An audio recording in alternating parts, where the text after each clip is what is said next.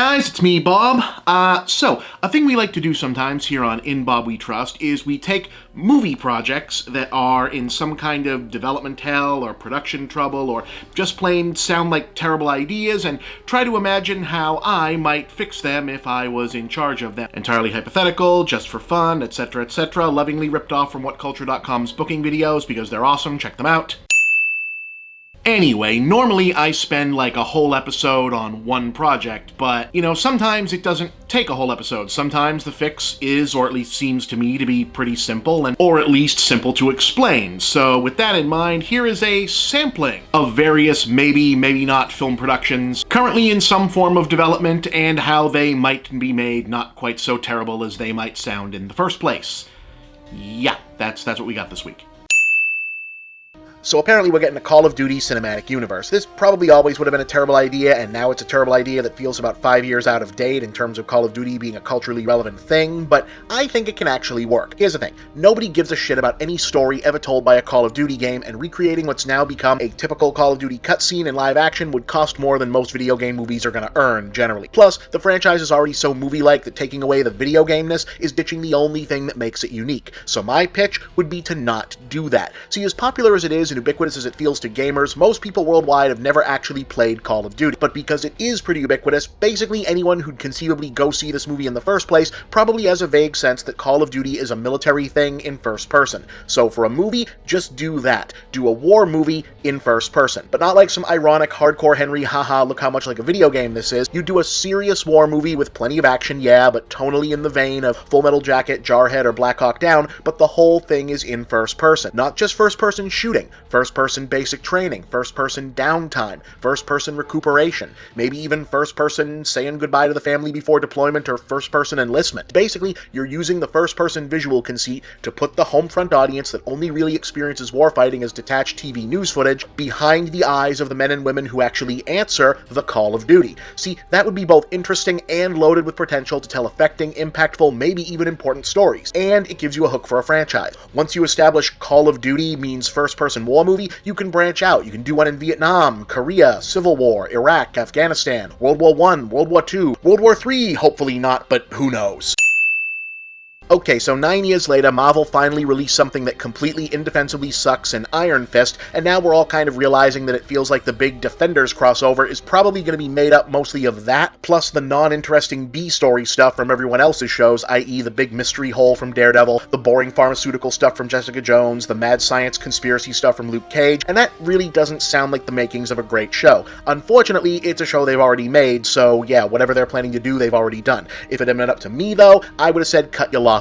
Nobody really gives a shit about the Hand because you've made them too nebulous and ill-defined for anyone to give a shit about them, so you bring in something more interesting to reveal itself as the real supervillain of the piece. Maybe something from the movies, like that real Mandarin who's supposedly still out there somewhere, or the Abomination, we never heard from him again, or maybe somebody revived some of them dead Chitauri guys the Avengers left lying all over the city. Hey, that fits with the topical side of things. Or just use Hydra. Agents of S.H.I.E.L.D. is still getting mileage out of that one. Anything is better than more boring Hand bullshit.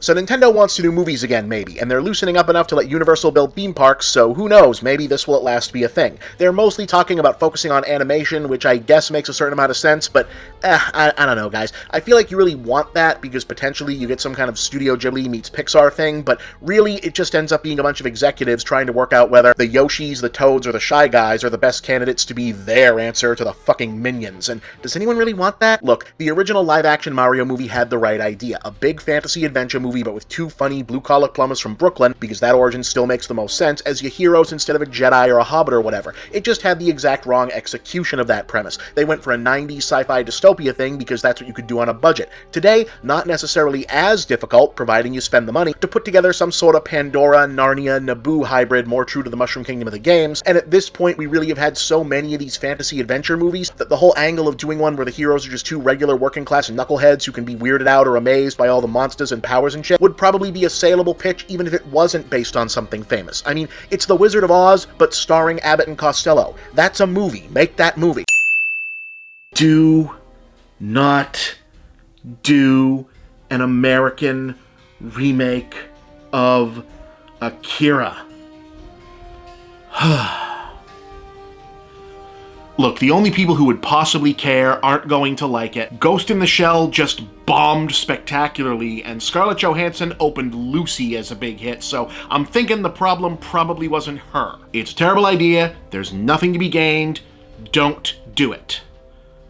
That having been said, if you must do this, I do think there's probably a way. Okay, Akira is a fundamentally Japanese story in the specifics. You can't get around that, and yes, we've all seen that one Harry Partridge cartoon. But the overall setup is, when considered in the broadest terms, made of some fairly universal themes. Alienated youth, urban gangs as surrogate families, dystopian futures, police militarization, exploitative government conspiracies, cover-ups. You just need to seriously think and work out the history behind them and what that future you're creating says about the present that precedes it. Now, laying all those specifics out, I don't have them. Not really my job in this case. But if you're looking for a silver bullet starting point, I'd say it's pretty simple. Nobody wants a whitewashed Akira, but whitewashing and Americanizing don't have to mean the same thing. Yeah, now you see, right? I don't even have to spell it out. Think about the thematic components of Akira and how they might translate culturally to an American setting. Neighborhoods turned into dystopian war zones by poverty and neglect, abusively patrolled by brutish, overly militarized police forces in conflict with violent youth gangs that have filled the vacuum of family destroyed in large part by said poverty, neglect, and over-policing. Oh, and vulnerable at-risk children being disappeared into the system, and God only knows what's happening to them.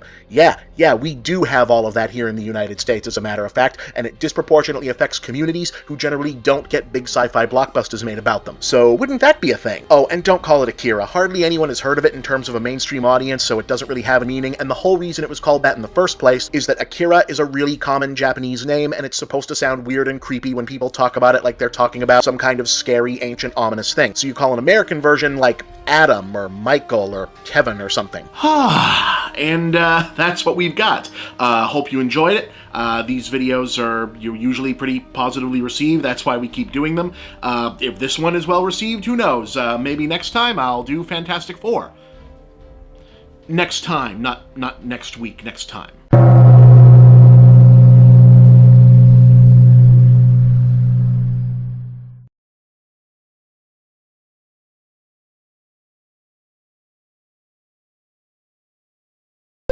Hey gang, here's a question that keeps coming up. If your handle is Movie Bob, where are your movie reviews? Well, my old reviews are in a lot of places. You'll find many of them on my YouTube channel, but you'll find the brand new ones on Geek.com, an awesome site that's also your one-stop news source for science, TV, gaming, technology, nerd culture, the works. You can find all my reviews directly by going to geek.com/author/bchipman, because that's my real name, and you can get regular updates on all my reviews and all of Geek.com's other great content by signing up for their kick-ass newsletter at subscribe.geek.com. And don't forget to also subscribe to the Geek.com YouTube channel, where you'll find the videos that accompany my reviews and tons of other great content too. Remember, that's Geek.com, the Geek.com newsletter, and Geek.com on YouTube. Make sure you don't miss out on all the latest Movie Bob reviews. You can also check out my own new website, Movie Bob Central, where you'll find my blog, links to all my work, and shop for my books, ebooks, and future Movie Bob products. And please remember to like these videos, share them with all of your friends, and subscribe to this channel. Thank you for watching another Movie Bob production.